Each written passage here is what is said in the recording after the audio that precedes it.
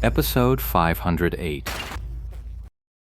Soft mist burst through the shattered ice wall. The elementalist was too slow to create distance. A sky strike launched him into the air, followed by a spinning palm strike that sent him flying like a rag doll straight into the two ghost blades charging forward.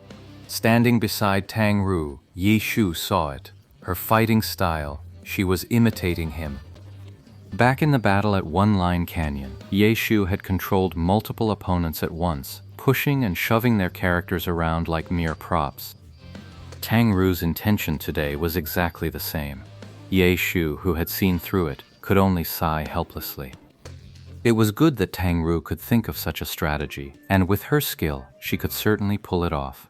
But she was still a rookie after all, and didn't quite grasp the full picture. This playstyle, Yi Shu can use it, but Tang Ru can't. It's not a matter of skill, nor is it about experience. It's a matter of class. Yi Shu's Lord Grimm is an unspecialized character. By level 20, he already had 120 skills at his disposal. It was this vast arsenal that forged his formidable field control. But Tang Ru's battle mage, even at level 70, would never have that many skills. In other words, that kind of field control Yi Shu displayed isn't something you can pull off under normal circumstances. To replicate that kind of playstyle, you'd need either an unspecialized or multiple players. Only with multiple players do you have enough skills to create that kind of interactive suppression. Tang Ru, with just a single class, is trying to fight like that. She'll soon discover the problem. Her skills just won't come off cooldown fast enough. This isn't going to work. It was obvious to anyone watching, and Yi Shu wasn't one to hold back. He immediately leaned in and called out into Tang Ru's ear. What is it? Tang Ru didn't have time to look back. She just asked, "You can't control the field like this. Your cooldowns won't keep up, and you're burning through your mana too fast." Then we'll just kill as many as we can. Yi Shu was taken aback. This kind of overly compromising fighting style didn't seem like this girl's usual approach. What brought on such a sudden change in her? I'll do my best. Yi Shu broke into a sweat. Sure enough, this girl was just throwing everything she had into the fight. Consequences be damned. Now the launched elementalist had become a projectile. Tang Ru once again directed Soft Mist to pounce on the cleric. The 5 members of Void had now completely seen through Tang Ru's intentions. Their knight was the team leader. Seeing the situation, he suddenly had a flash of inspiration. Into the water! The word water had left a deep psychological scar on these elites today. They never imagined they could be so utterly pathetic in the water that 2 people could send dozens of them fleeing in complete disarray. She can't swim. The knight player was at a loss for words and just blurted that out. A successful team knows how to follow orders. Though the cleric was still completely baffled, he followed the captain's orders, while being relentlessly pursued and pummeled by Soft Mist. Tang Ru hadn't expected her opponent to realize she had such a major weakness. If he goes into the water, I really can't handle that situation. Given her movement speed, she could catch up to the cleric and stop him from getting into the water. But if she did that, she'd just be swapping positions, letting the people behind her cover the cleric and losing the distance she'd worked so hard to create. Circle around. Then, another voice cut through the air. Tang Ru paused for a split second, then suddenly understood. She dashed forward, closing in on the cleric, and with a single shove sent the priest flying out. Everyone had locked onto the key to this fight. As the cleric went flying, they gave chase. But the battle mage, empowered by her chaser buffs, had a speed advantage. She reached the target a crucial step ahead of them. The cleric, who had just gotten back up, was still intent on getting into the water, but Soft Mist had already shot toward him like a bolt. Her falling flower palm was still on cooldown, so she switched to a small combo of Sky Strike into Dragon Tooth, sending the cleric flying another good distance. If you calculate the direction and distance properly, you can keep them just out of reach. Yi Shu said from the side. But there are so many of them. What if they spread out and come at us from different angles? It's just a way to buy time. If we can't catch him, we'll just kite him. It's such a small island.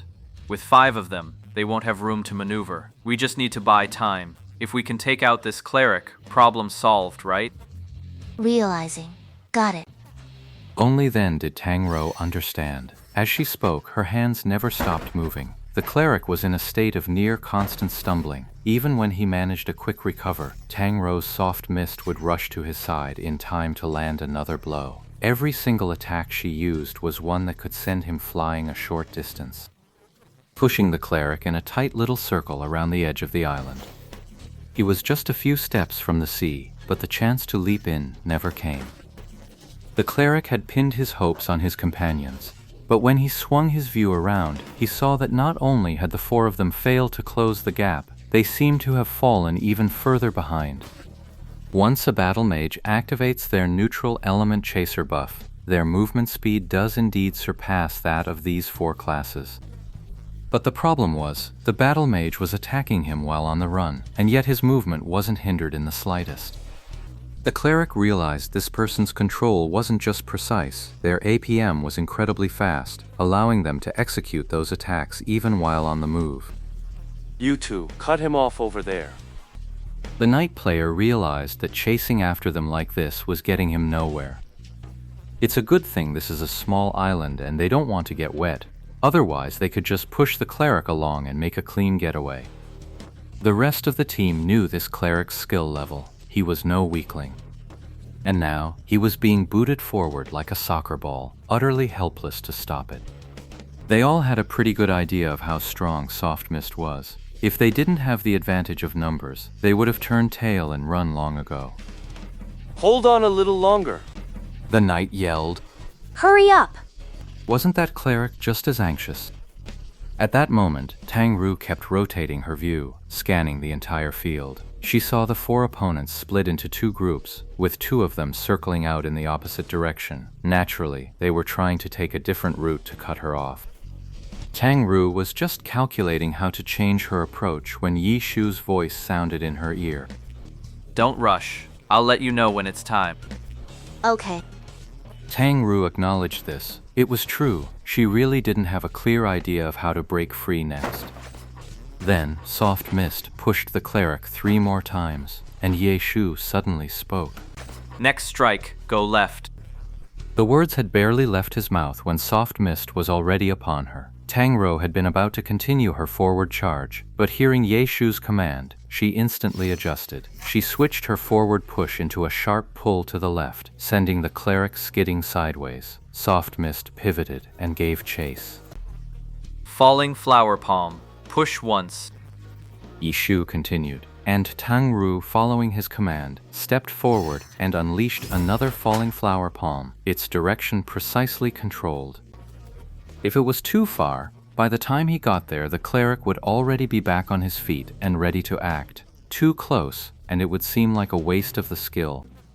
As a result, each strike was timed so that the cleric, no matter what, couldn't possibly defend against the follow-up attack. Tang Ru hadn't yet mastered this technique to perfection, but she at least understood how to apply it.